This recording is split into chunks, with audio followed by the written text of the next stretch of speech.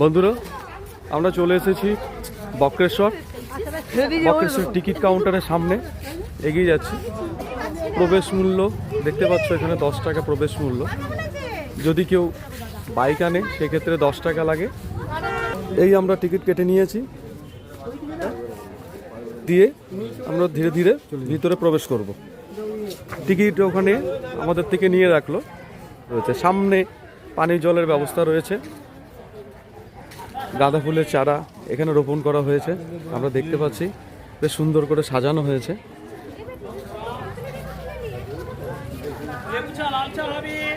এখানে সমস্ত আগত দর্শনার্থীদের বিশ্রামের জায়গাও রয়েছে, সঙ্গে কিছু খাবার দাবার আনলে সেই খাবার দাবার খাওয়ারও ব্যবস্থা রয়েছে। এখানে টয়লেটের ব্যবস্থা রয়েছে জেন্টস, ওই সামনে রয়েছে মহিলাদের।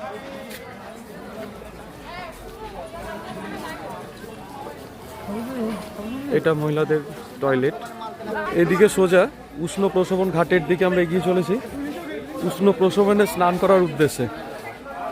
বক্রেশ্বর তো উষ্ণ প্রসবনের জন্য বিখ্যাত, সঙ্গে বাবা মহাদেবের তো সুপ্রাচীন প্রসিদ্ধ মন্দির রয়েছে। এই যে উষ্ণ প্রসবন ঘাট, সুন্দর স্নানের ব্যবস্থা রয়েছে।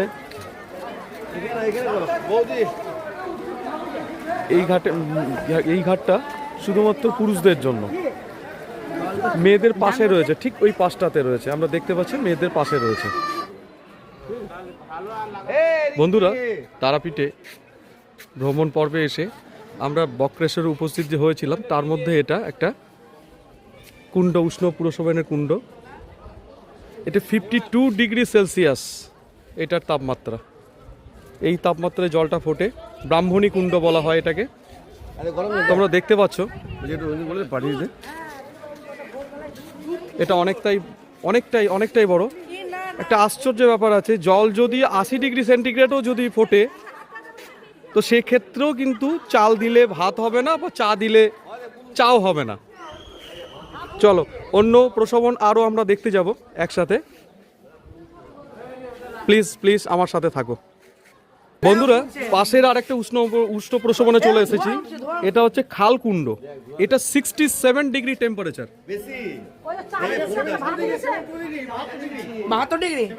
সরি, এটা 67 না, আমি রং ইনফরমেশন পেয়েছিলাম। এটা 72 ডিগ্রি সেলসিয়াস এটা তাপমাত্রা। আমরা দেখতে পাচ্ছি, আমি দেখানোর চেষ্টা করছি, এখানে অনেক চাল রয়েছে কিন্তু ভাত হবে না, এটা কথিত রয়েছে। যতই থাক ভাত কিন্তু হবে না, যতই চাল দেওয়া হোক ভাত হবে না, বা চা দিলে পরেও চা ফুটবে না, চা পাতা দিলেও চা হবে না।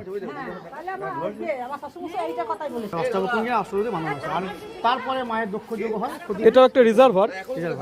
বন্ধুরা আমরা চলে এসেছি অগ্নিকুণ্ডতে। এটা 80 ডিগ্রি সেলসিয়াস অগ্নিকুণ্ড এটার নাম হচ্ছে অগ্নিকুণ্ড। আর উপরে যে সিলিন্ডারগুলো ঢাকা পড়ে গেছে, যখন এই জল দিয়ে যে হিলিয়াম বলে একটা গ্যাস পাওয়া যেত, গ্যাসটা ইনস্টল করা হতো।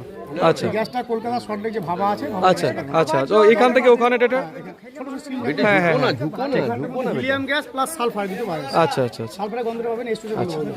ধন্যবাদ সঠিক মূল্যবান তথ্য দেওয়ার জন্য। বন্ধুরা এটা দুধকুণ্ড, 42 ডিগ্রি সেলসিয়াস এখানকার টেম্পারেচার। আমি দেখাতে পারছি, পুরো নেট দিয়ে এটাকে ঘেরা রয়েছে। উপরে গাছের পাতা, কিছু আবর্জনাও দেখা যাচ্ছে। দর্শনার্থীদের কাছে একান্ত অনুরোধ, আপনারা এসে পবিত্র স্থানকে নোংরা করবেন না। যতটা পারবেন নিজের বাড়িকে যেমনভাবে পরিষ্কার পরিচ্ছন্ন রাখেন, প্রত্যেকটা দর্শনীয় স্থানকে সেভাবে পরিষ্কার পরিচ্ছন্ন রাখবেন। আমাদের ভারতবাসীদের এটাই পরিচয় যে আমরা সবসময় স্বচ্ছ ও পরিষ্কার থাকি।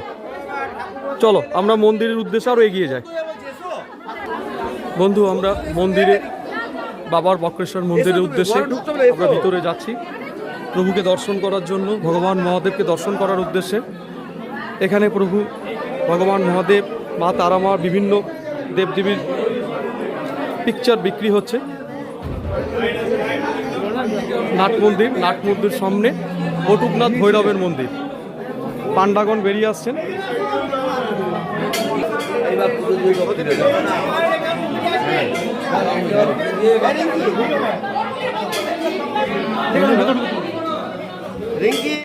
সতীপীঠ মহা মহিষমর্দিনী মন্দির। না। কেউ একটা শাড়ি নিয়ে আসে, কেউ শাড়ি মুখও লাগে, জলের জন্য লাগে না। একটা পরিবারে একটা বস্ত্র লাগে। যদি ইচ্ছা থাকে তো যেতে পারেন, ভেতরে বস্ত্র করে যেতে পারেন। যেটা আমাদের ইচ্ছা। 2 থেকে 5 সময় যায়, কষ্ট করে। ভিতরে কি আছে? মায়ের যে খন্ডটা, এই অংশটা। সোলামুক্তি। কিন্তু এখানে করে ভেতরে আমাদের ডালা এইভাবে পুজো। বন্ধুরা, বটুকনাথ ভৈরবের মন্দির, ভগবান স্বয়ং শ্রী মহাদেবের মন্দির। গর্ভগৃহে প্রবেশ করার আগে আমাদেরকে এইভাবেই ঢুকতে হবে। ভিতরে লাইন রয়েছে, আমরা অপেক্ষা করছি। সমস্ত দর্শনার্থী, সমস্ত পুণ্যার্থী যারা এসেছেন তাদের পূজা সম্পন্ন হওয়া অবধি আমাদেরকে অপেক্ষা করতে হচ্ছে। তাদের হয়ে গেলে আমরাও ধীরে ধীরে প্রবেশ করব গর্ভগৃহের ভিতরে।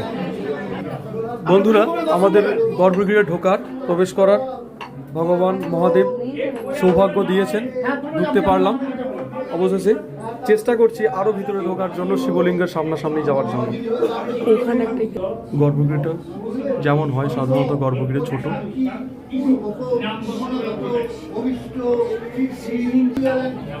ভগবানের দর্শন পেতে গেলে তো সবাইকে কষ্ট করতে হয়, সেই কষ্ট আমাদেরকেও করতে হবে, কারণ কষ্ট না করলে তো কেষ্ট মেলে না। তো সেটাই আমরা চেষ্টা করছি।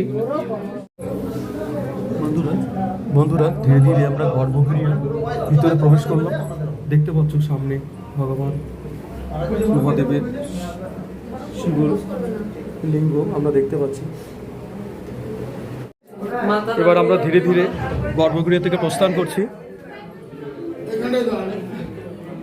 এখানে মায়ের মন্দির, হাড়িকাঠও দেখতে পাচ্ছি আমরা। এবার আমরা মন্দির চত্বর ছেড়ে বেরিয়ে যাচ্ছি অন্য দ্রষ্টব্য স্থান দর্শনের উদ্দেশ্যে। এই বাস স্ট্যান্ড, এই রাস্তাটা বাস স্ট্যান্ড দিকে যাওয়ার রাস্তা। এখানে প্রচুর সামগ্রী রয়েছে ঘর সাজানোর, দেখতে পাচ্ছ তোমরা। যে যার ইচ্ছে মতো সংগ্রহ করতে পারো। এই যে বাস স্ট্যান্ডের রাস্তা, বাস স্ট্যান্ড যাওয়ার পথে দেখতে পাচ্ছি আমরা বিভিন্ন পণ্য সামগ্রীর দোকান রয়েছে, নিত্য প্রয়োজনীয়। বাচ্চাদের খেলাধুলারও দোকান রয়েছে, খেলাধুলার সামগ্রী নেওয়ারও দোকান রয়েছে।